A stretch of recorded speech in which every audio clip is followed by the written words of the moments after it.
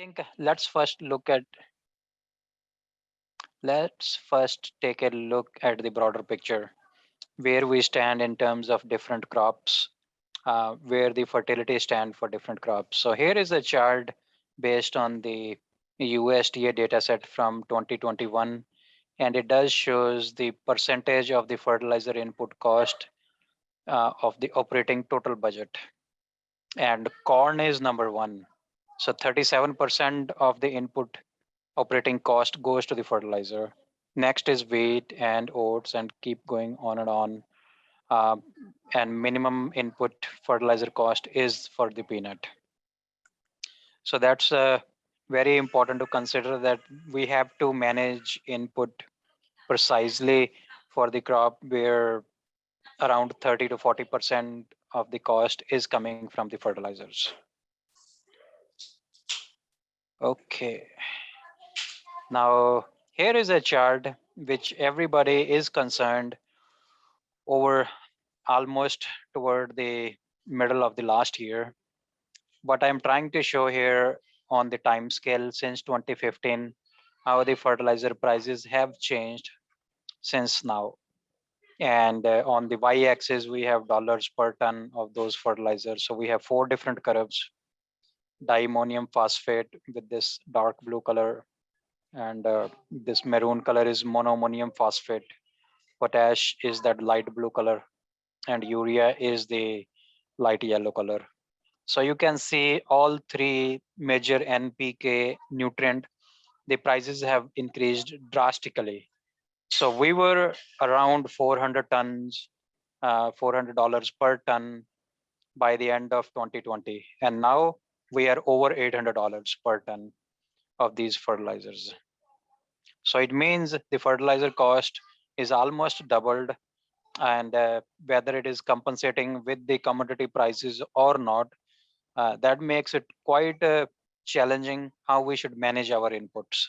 So throughout my presentation, my goal will be to help you understand how some of those nutrients play a role in maximizing the corn yield, and where we can cut down and still be profitable in these challenging times.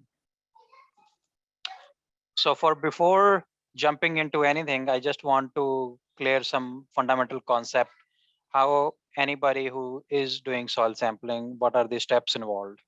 And so here is a 6-step process we have for the soil sampling. As you can see, here is my former lab member. He's taking a soil sample with the push probe, and that probe can go to more than a 1 foot deep.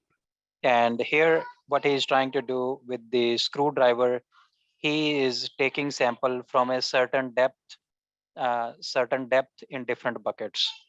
So we have different projects, and in each project we take soil sample from different depth. So you have to make sure for your operation, for your cropping system, you are taking soil samples from the representative depth. And I want to reiterate that if the soil sample is not uh, done sample taken correctly, then you cannot have a very good result, because you will get from this report what you are sending it to them. So you have to have a precise sample. Either if you are involved in doing the soil sampling, then do it by yourself. If you are not doing by yourself, then whoever is doing it, kindly make sure that they are doing appropriate soil sampling. It does not matter what kind of the soil sample, but make sure that they are taking soil samples from the proper depth and adequate number of sample. So in the bucket, in the samples, in the figure C, when we take number of cores throughout the field or a representative zone or the field, you have to mix it thoroughly. And in the D picture, he is mixing the soil sample very thoroughly. And then you take a adequate amount, and whatever is required by the lab where you are sending the sample, just put it there. And then the last one is basically you have to label it. You have to put the field name, you have to put the depth, and you have to put the date, and you have to probably put as much information as possible. So going forward, that soil sample is not going to help you only to make decision for this crop cycle, but also in the future, because that is going to be the baseline in the future. So I cannot re-emphasize more than enough that you have to take a very clean soil sample to make better decisions. So people who joined later on, I just want to say that anytime you have a question, please feel free to interrupt me. I'll be happy to answer your question. So here is a template for the Clemson soil test report. Whenever you send a sample to the soil test report, and I'm pretty sure when you send sample to the private lab, they have a similar template also. What we are seeing here is a soil pH, here is a buffer pH, which is used to calculate how much lime is required. And in this case, we are seeing the soil pH of this field. This field was actually sampled back in December 2019, and the pH was 5.7. Along with the pH, the lab will also give you how much nutrients does it have, whether it is phosphorus, and it will tell you in our Clemson, we have different classes. So the darker color represent the peanut and the lighter color represent the other crops. So it means phosphorus is in the sufficient category for crops other than the peanut. However, potassium is in the medium category. Calcium and magnesium are in the medium category. So you have to pay attention to that. Where does it stand? You don't want to keep it too low, uh, and then it might be difficult to build it up over time. So considering a year like this, that is one thing I would recommend. If you are already in the phosphorus is in the high category or K is in the high category, then you can cut it back. Or even if you have in the sufficient category, because it is not going to dip from sufficient to low category within a one crop cycle. So that's one thing you can take a look and see how your test levels has changed over the years.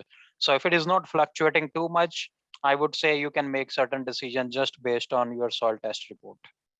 Uh, so then in this case, we have a recommendation also. I didn't have a full screen, so I took some portion of the report, and it does shows that the target yield goal for corn in this field was 250. And based on this, they have given us N, P, and K recommendations. And this is probably sulfur or boron.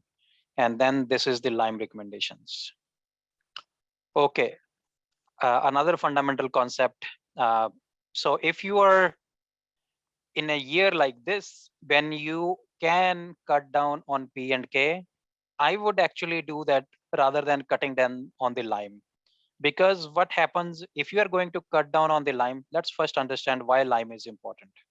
On the x-axis, we do have a pH scale from 4 to 10. And then these are different nutrients. A green one represent nitrogen, potassium, sulfur. And as you can see that these nutrients, they have a different width as you go left or right. So you have to be in this range from 5.8 to 6.5 for most of the crop. That will provide optimal nutrients in that particular regions. So I would say that if your pH is low, I would not cut down on the lime even in a given year like this. Because what is going to happen if your pH is 5.5 or even 5, then you are going to have a low potassium, low sulfur, and low nitrogen, and a very low phosphorus availability also. So that is going to hurt you more compared to if you are going to cut down on the phosphorus or potassium itself. So liming is critical. We cannot uh, we cannot uh, cut down on the liming even in the fertilizer prices when the year in a given year like this. Okay, so that is some fundamental concept. And here is a picture. I borrowed it from Glenn Harris from Georgia. I think it is a beautiful picture to show the differences, how the nitrogen deficiency plays out. As you can see back here, the plants are lush, green, and tall. In the front, when the nitrogen was limited, then the plant are stunted, they are short, then they have the pale green color. And as you can also see, the older leaves, they are showing the discoloration or the yellowness. So that are classical symptom of the nitrogen deficiency. So uh, we will talk more also that if the symptom shows like that, how to correct it, and based on the economics, how should it pay off and how much need to be applied. So there are some other consideration. For example, if you have more than uh, m- more than multiple field where you are growing corn, and of course all the fields may not be different. If one field is different than the others, so the nitrogen deficiency can be worsened based on the condition, just even by the soil pH also. So the pH of the soil, if it is too high and as too low as I shown in the pH chart, that can itself make the nitrogen deficiency worse. So if you have a soil where you have a sandy texture soils, then the capacity of the leaching is very high. Considering a soil, even if you have a clay pan that is more than 2 feet deep, then the leaching, then the nitrogen deficiency will get worse. And if you have field comparable, one field has low organic matter, another has a moderately high organic matter, then you will see the deficiency is even more worse in the low organic matter soils. So is in the drought condition and high rainfall or the high irrigation scenario. We know that if there is lot of water and the nitrogen goes by the mass movement. So if either the heavy rainfall occurs or the heavy irrigation is applied, then you basically have more nitrogen deficiency symptoms expected in a given time frame. And if the crop or the hybrids are like that, if they are fast growing and they are early feeders, and if you are not supplying those input early on, then you are going to lose the yield potential, and nitrogen will be the first one that will hit more bad than anything else. So some of those things you have to keep in the mind when you are making decision even within the fields.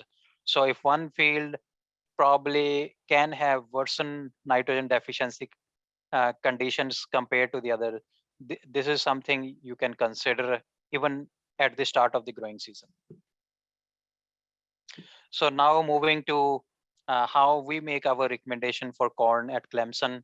On the x-axis we have the target yield goal, and on the y-axis we have the recommended end rate. So as you can see, if we increase our target yield goal, the nitrogen recommendation is increasing. And a given rule of thumb is for producing 1 bushel of corn, you have to apply 1.2 pound of the nitrogen. And we actually, if you will take a look into the lower target yield goal, that holds true.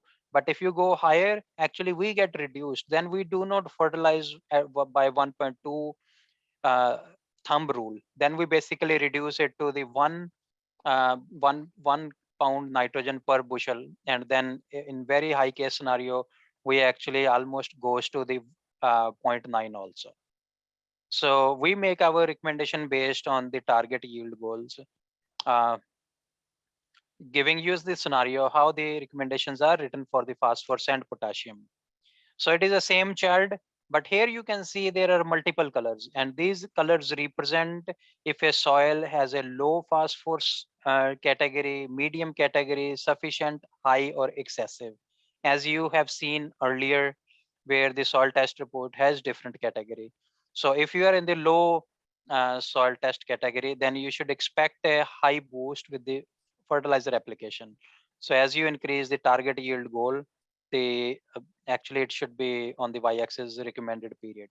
So the period is supposed to increase, and it is going lower if you already have high reserves of P in your soils.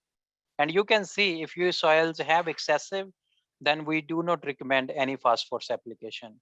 And cases where you have the manure application or any kind of animal manure application, then you might have high P phosphorus level.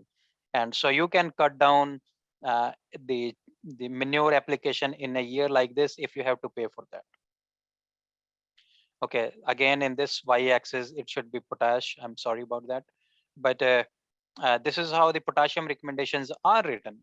So if you are in a low test category, then then the K recommendation are supposed to be high compared to if you are in a medium or sufficient category.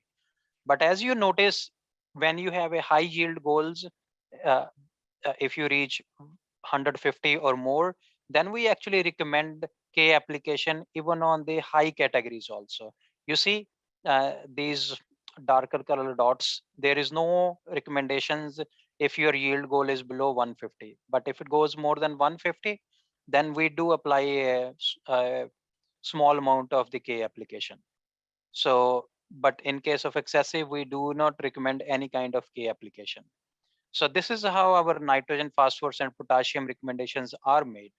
And like I said, that for phosphorus and potassium, we go by the yield goal as well as the soil test category.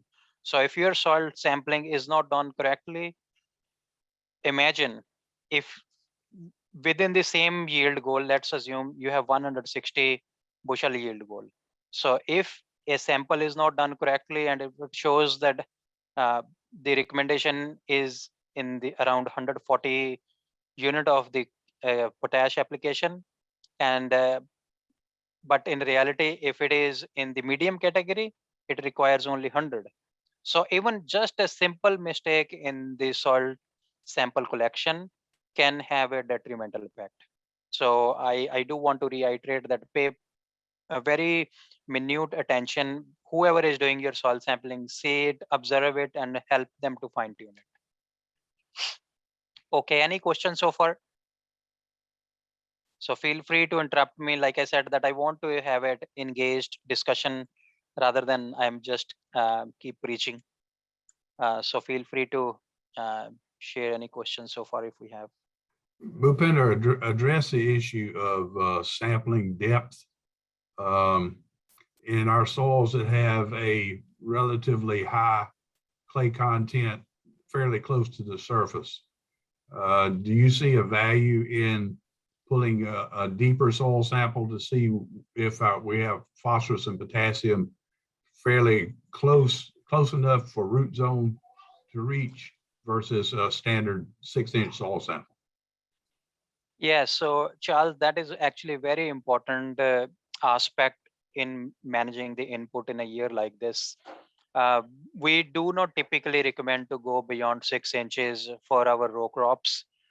But I would say that for the P and K, if your clay pan is within 12 inches or 14 inches, I would highly recommend to do subsoil sampling and account for those potash reserve in particularly this year, because our data shows that even if your soil shows that you have low soil test category P or K based on 4 or 6 inch of the soil sampling, we have multiple data set. We have not seen any response to P or K application.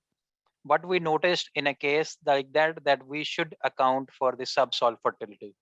And it is same for across the crop, not only for corn, beans also, and cotton also. So I would highly recommend that people should go for the subsoil sampling up to at least 12 inches, or at least they should have an idea where their clay pan is, and based on the kind of tillage they are doing, if they are doing the strip tillage, which is the case for most of our grower, then they should account for that subsoil fertility. Okay, very good. Thank you for your question, Charles. Okay, I will keep going. And like I said, that please feel free to interrupt me. I like to have an engaged discussion. Okay, I like to show this slide just to give a quick snapshot that how soybean and corn are compared. So in order to grow 50 bushels of soybean, we required around 257 units of the nitrogen. And in case of corn, to grow 180 bushels of the corn, we require almost similar amount of the nitrogen. And that's interesting. And you say, Bhupinder, but we don't fertilize our soybean. And that's true, because soybean is a legume and we expect soybean to fix its nitrogen. But I want to make a point here, which is actually not cleared in most of our talk, is even though legume fix their own nitrogen, but they do not fix all the required nitrogen by themselves. So they pick some of the nitrogen from the soil, and based on my reading of the literature, 40 to 60% is fixed by the legumes, and left the rest is actually met by the soil reserves.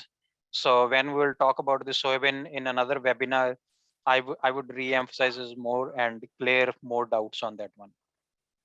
Okay, now okay, so potassium, you can see to grow 180 bushels of corn and 50 bushels of soybean, we have almost similar amount of the requirement. And in case of phosphorus, corn require more phosphorus compared to the soybean. Okay, now this will give a very good aspect where we are comparing the K uptake curves for corn and soybean. And on this side, I am showing soybean. At this side, I am showing corn. And here is the vegetative stage on the x-axis or even day of planting. Same is here also. And on the y-axis, percentage of the total K. It is on the percentage side. This is the in pounds. And here is the percentage and here is on the pound. But you would notice in case of soybean that plant take by R2. If I draw a line here, the vertical line by R2, plant took up only 35% of the K by R2 growth stage.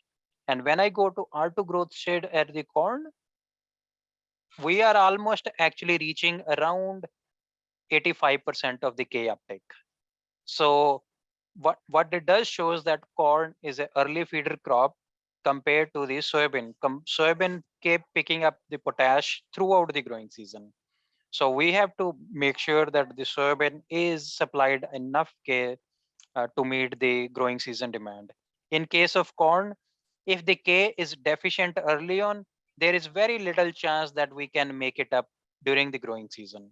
So we have to be very careful in case of the K for corn that we do not set our uh, set yield potential low because it is an early feeder. So if you are going to lose that yield potential early on, going on, you are never going to recover it. Okay, so far I have talked about how we make our recommendations and how the plants are picking up the nitrogen. I do want to share a data set from North Carolina. My counterpart, Dr. Carl Crozer, he did this study with his student published back in 2007. And it is a highly relevant study to make nitrogen recommendation for corn in the Southeast. What it does, they have tested different soil tests and to use it in making future recommendations. And it is interesting that they did this research, but it has not been used in making recommendation for any state so far. So going forward, these are some of those things that I'm going to introduce into my program and fine tune our fertility program. So in this study, they had tons of sites. These are the descriptions for the three different zones. So they had sites from the lower coastal plain soil, middle coastal plain soil, and Piedmont. They had 23 sites in the lower coastal plain soil and 8 sites in middle coastal plain soil and 4 in the Piedmont. They had a variety of the soil type, and this is the previous crop. And this is I and N means irrigated or not irrigated. And this is the conservation tillage or the no tillage. And they did these studies from 2001 to 2004. And same is in the middle coastal plain, though they didn't have that many sites in the middle coastal plain or Piedmont soil, but still, I think giving a good idea how the soil test performed. So just going to give you a diversity. So here is in the nutshell what they observed. So they measured Illinois soil nitrogen test concentration. So Illinois soil nitrogen test concentration is another chemical test. It is a different than just measuring nitrate and ammonium in the soil. It measures actually certain more fractions of the soils which we do not measure in nitrate and ammonium fraction. So it actually the ISNT values are higher than if you just measure nitrate and ammonium. So I have taken 3 courses from the person who has designed this course, this test. As my PhD is also from Illinois, so I'm quite familiar with this test. And we are actually, few of my students are going to work on this ISNT and see how we can use that in making future recommendation. So here is the, on the x-axis, they have ISNT concentration ranging from 0 to 500. And on the y-axis, EONR, basically economic optimum N rate. So they wanted to see, rather than measuring nitrate and ammonium, can we use ISNT as a predictor to see how much, what will be the economic optimum N rate for corn? And they had sites which were well drained, poorly drained, very poorly drained, and they had a site in the drought also. And it is quite interesting, as you can see that they had 35 data points. Out of 35 data points, largely they were in the well-drained soils, and it fit the model very well. So the R square in the well-drained was 0.87, and they also had a very good model for the poorly drained soils. The R square was 0.78. As you can see, the ISNT value for the well-drained soils were low, 0 to 100. And for the poorly drained soils, it varied from 100 to 250. So basically, it does shows based on, this was a PhD student's thesis who is a faculty member now in Utah State University, that the ISNT can be used as a proxy to determine what is the economic optimum N rate for the corn. And which is quite surprising to me that having such a clean data set, we are still not utilizing it to make our recommendation. So hopefully, with my effort with the students and with doing this on-farm trial with the extension agent and farmer, we are able to incorporate if we see similar trends in our research. Okay, so I was also interested to see, I come across multiple growers and they have their own way of doing the management, and few they do the different kind of the row pattern and the plant density, and they ask me whether I should fine tune my nitrogen prescription plan or not. And of course, I do not have time to do the research for all these things, so I have to prioritize based on the resources I have. But I thought it is interesting to show how this work has been done, and this is also done in the Southeast USA also. I do not remember. I believe it is done in Georgia, if I am not wrong. So what they had two different N rate. They fertilized with 168 unit and 336 unit of the nitrogen. And they noticed that the nitrogen was not making any impact whether you grow corn by a single row or by a twin row orientation. Here is a spelling mistake. But what they had, these are the three different bars. This represent when corn was on a single row, this represent on the twin row, this represent twin row, but the seeding density was doubled. So they were actually trying to see if farmers who want to maximize their yield, can they use this strategy to maximize their benefit.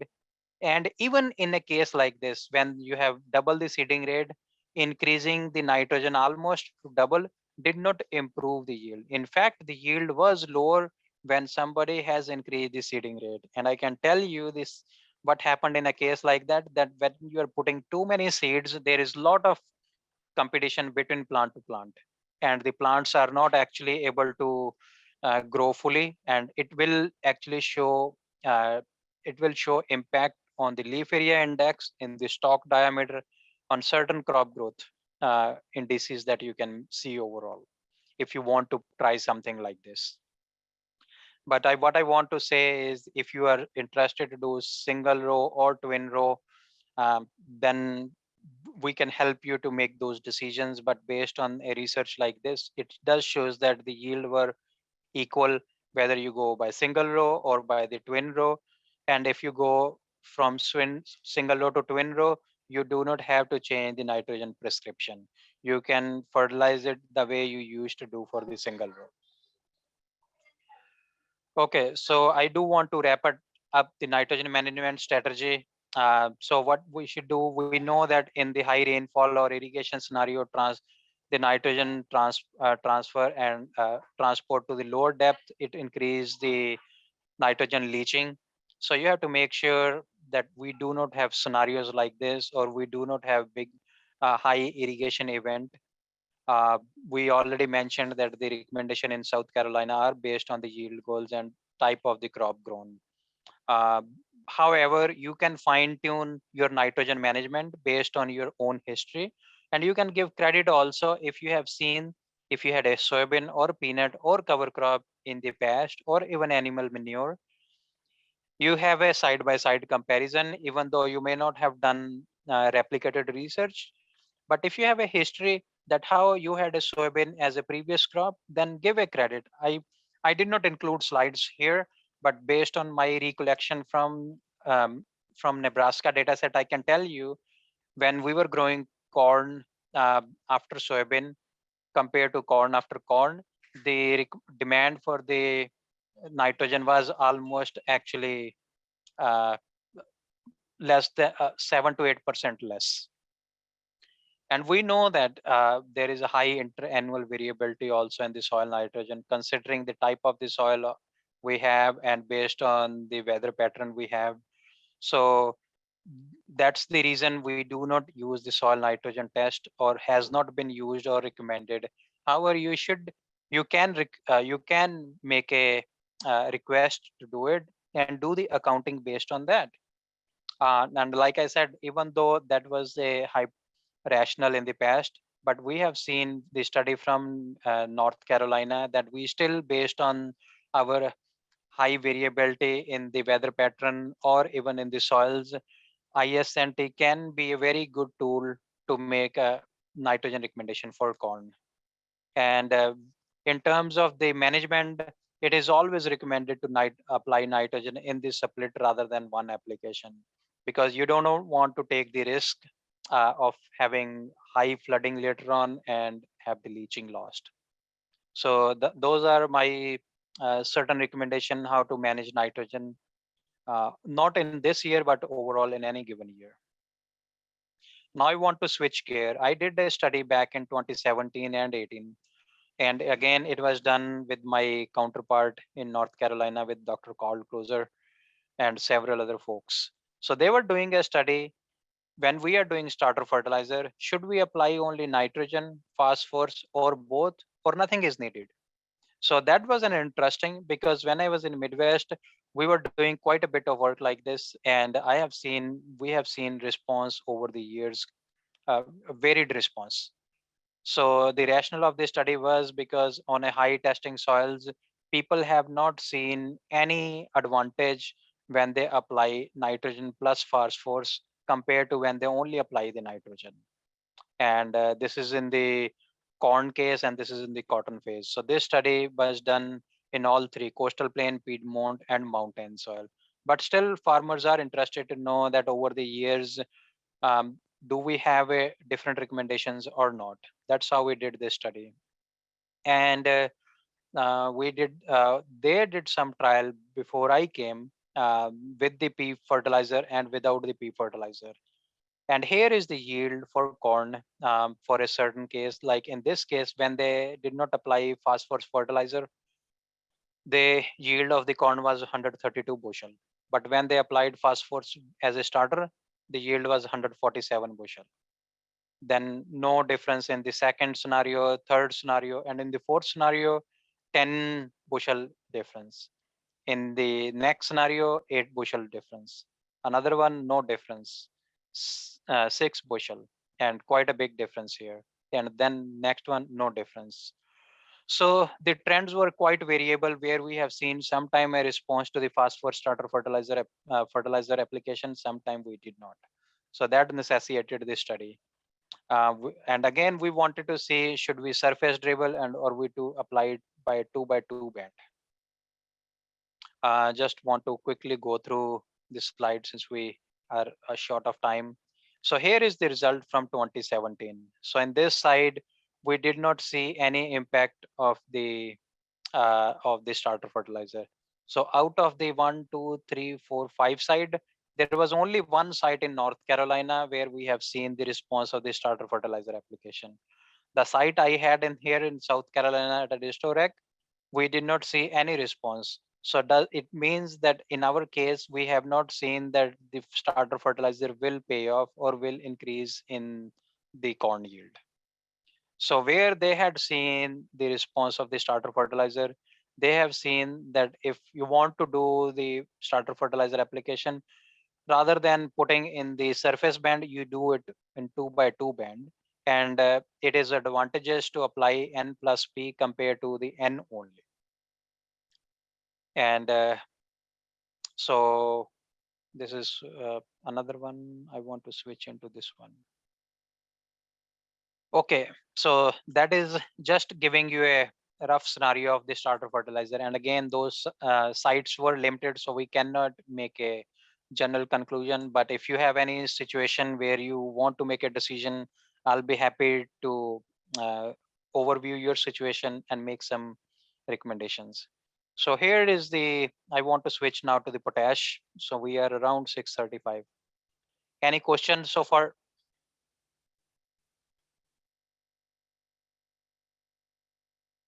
Okay, I'll be keep going. So here you can see how the potassium deficiency looks like. So the picture at the bottom are the corn plants where 200 pound potash was applied. And on the top where it was controlled, no K was applied. And you can see burning of the leaves on the edges, especially the older leaves. So that's how the deficiency looks like. And this deficiency actually get worse if you have a low pH or the sandy soils, just because in the sandy soils you have high potential for leaching. In drought condition or high rainfall condition, you can have actually potassium deficiency can get worse. And also when you have heavy clay, and that is interesting, what happens when you have a heavy clay, then what happens, the potassium get entrapped into the clay sites. That actually makes K becomes unavailable. So that even in the heavy clay sites, you can see high K deficiency. So soils where you have low K reserves, you will also see that the deficiency, there is a more likelihood. And magnesium rich soils, just because of the competition between potassium and magnesium. So here is a site we do have, again, I did this study in conjunction with my counterpart in North Carolina. And there are three sites, 0, 50, 100, 150, and 200 unit of the potash applied. So from the left to right, these represent 0, 50, 100, 150, and 200.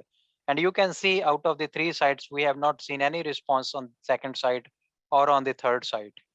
And in this case, the 50 unit was enough to maximize the yield. But based on the recommendation, 90 unit was required for this one. And in this case, 40 unit was required. And in this case, 40 unit was required. So what I learned with the K research over time, even though I was expecting when I moved to South that K will be more deficient, we should see more response of the K application, but that's not true.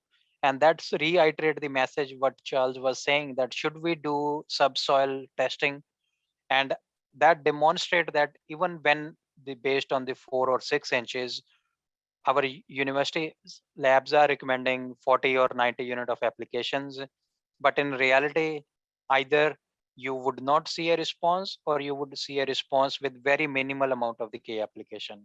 So that is, I think, quite important. K can be actually your number one bet to cut down on the potassium application, and actually still be profitable in a hard year like this. So this is a study I did back in 2017. I was quite concerned because our soils, they are not only low in K. If we do the testing by the 4 or 6 inches, we do have a sulfur or magnesium deficiency. So I said, Bhupinder, it might be interesting to just to compare the K rates and see how it goes. So these three different the blue one represent KCl, the orange one K2SO4, this gray one represent KMag. And we have 5 different K rates, 0, 50, 100, 150, and 200 pound of K. And the corn yield. You can see that in the 50, when we applied 50 unit of the K, the numerically corn yield was higher when you used KCl as a fertilizer source. And in the other case also, the KCl outperformed. So the yield was maximized with KCl, and we actually obtained higher yield with KCl compared to K2SO4 and KMag. And in fact, it required lower amount of the fertilizer application compared to the other two.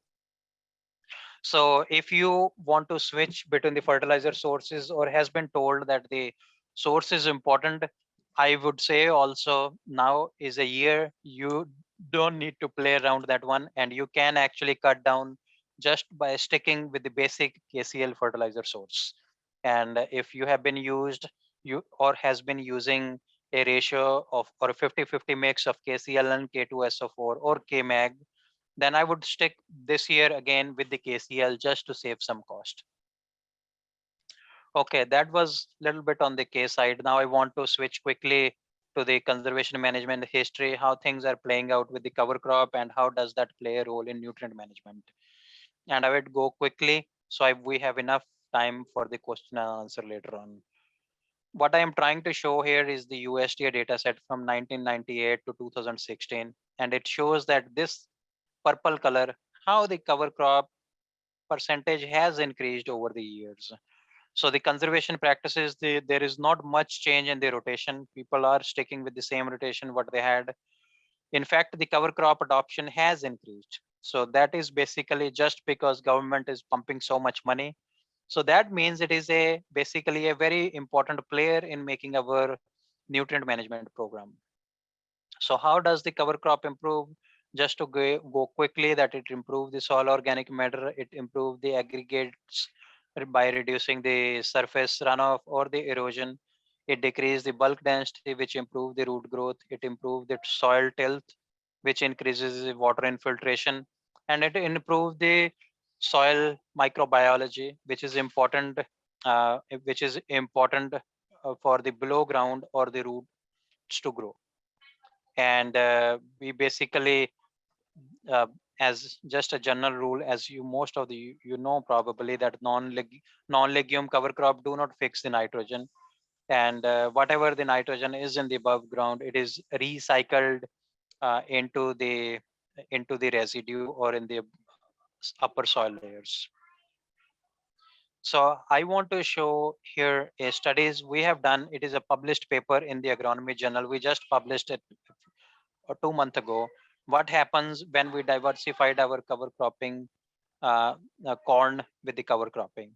So we had two studies, two objectives. The first objective was people are doing tons of studies on the cover crop in the southeast, but they all see different kind of the responses. So we were quite puzzled why it happens. And then second, I have done few studies with my counterpart in USDA, Dr. Ellen Franz-Luber, who had a project, and he approached me to have some sites in South Carolina to have the corn rate response in South Carolina. He did it in the North Carolina and Virginia also. So it is a busy table, but what I want to show how the conservation management play a role. We are showing the impact of the cover cropping and the tillage.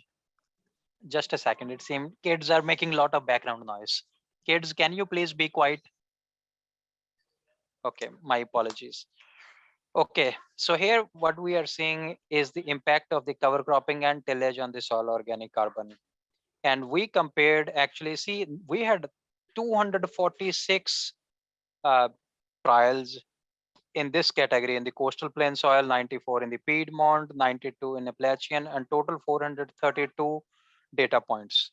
And we have seen, this shows uh, the whether the numbers are lower or higher on which side. So that demonstrate inversion tillage with the no cover crop has lower soil organic carbon compared to no cover crop but managed with the conservation tillage.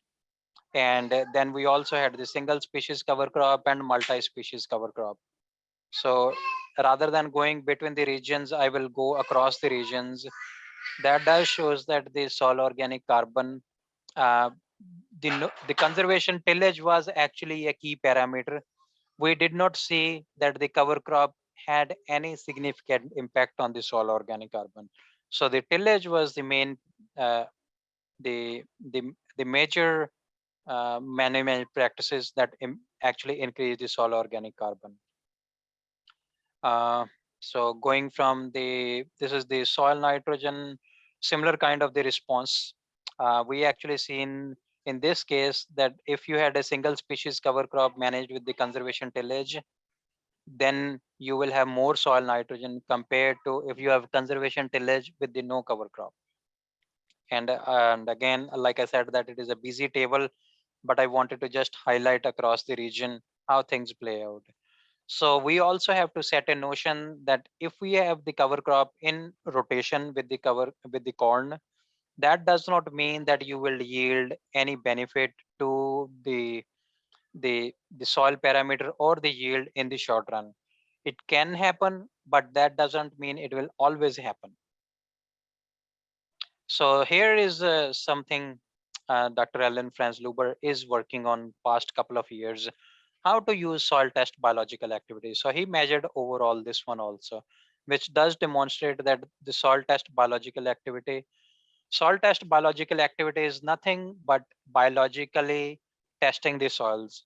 So far, we have only used chemical method to do the nutrient analysis in the soils, but he's coming up with the biological meaning, because we do know that if we have a conservation management, we are supposed to have more organic matter into the system, and then we have to find the fraction of that organic matter, and that how does that play a role in making optimizing our nitrogen recommendations.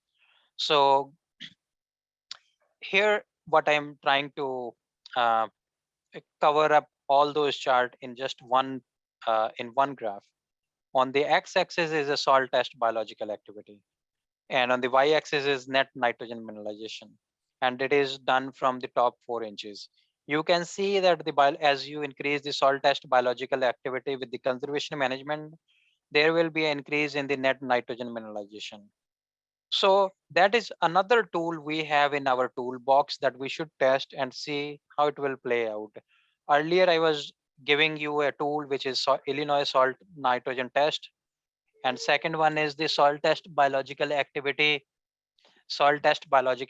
that also can be used to make the fertilizer recommendations. So these are my two tools which I am heavily relying in coming years to make our corn or cotton nitrogen recommendations. Okay, so how, if somebody asks me, Bhupinder, what should be my steps? Here are the 4 steps. First, do your soil testing and then make your recommendation based on this.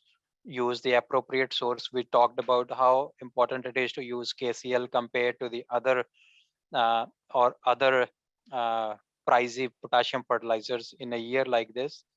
How much rate to apply. Even though we do go by the yield goal, I would say that you have to revisit your yield goal and make a more realistic yield goal, and have the nitrogen recommendation based on that. Then the timing, when whether it is applied appropriately, try to have a split application of the nitrogen placement. I did not talk about it, but if somebody has a question, I'll be happy to talk about it.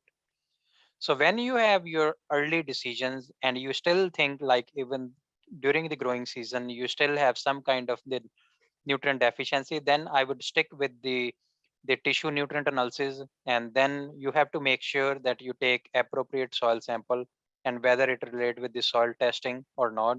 And then take the samples from the appropriate plant part and appropriate growth stage also, and see what are the interpretation of the lab and make adjustment in the in-season nitrogen application or pure cake application based on that. And then adjust your plan not only for this year but also for the future year, because the you are not only fertilizing for this year, we are fertilizing for the next year. That's how it is going to play in the cropping system. So what to do when we have the high fertilizer scenario like this?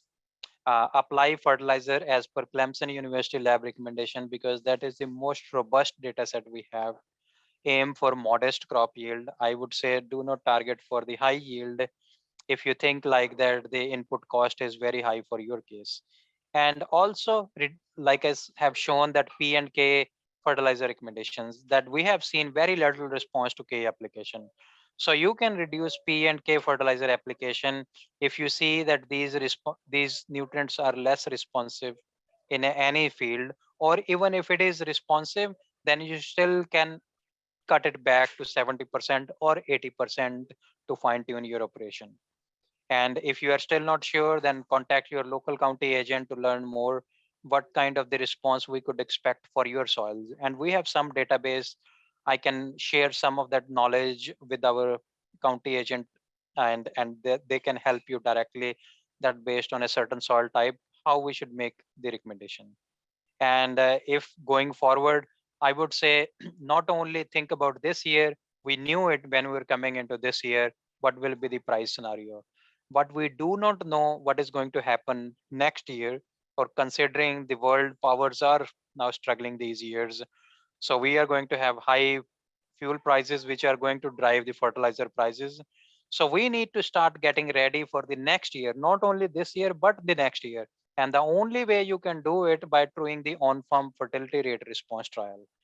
So I can show you tons of data set, but it might not be applicable to you. Only way you can see if it is applicable to you is or not by doing the on-farm trials on your field. So in order for us to be better prepared for next year, I would say please get involved with us. And whatever is your nutrient of concern or cover crop, we are doing already several trials in partnership with our county agents. So we will be happy to set up those trials and help you learn from your own field so you can make better decisions in the futures. So that's all I have. And I do know I left only a few minutes for the question answer, but I will be happy to answer any question that you have.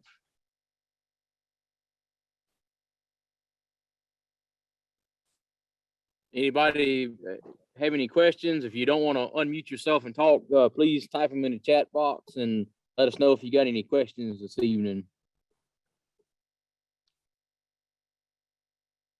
And again, I always say Okay, I that. will say I took away some good information from that. I'm glad you presented those research data sets this evening. That's good information, and it is being recorded this evening, so we can get that recording out to those that might not have could have made it. And then if any of y'all want to go back through anything you may have missed. Also, just one thing, I do have some CCA credits for tonight. If you would, I'll be emailing you either the QR code or the sign-in sheet. Please sign in on the sheet if you don't do the QR code and send it back to me. I know, Charles, you probably want to get some credits. Is there any other CCAs on here tonight?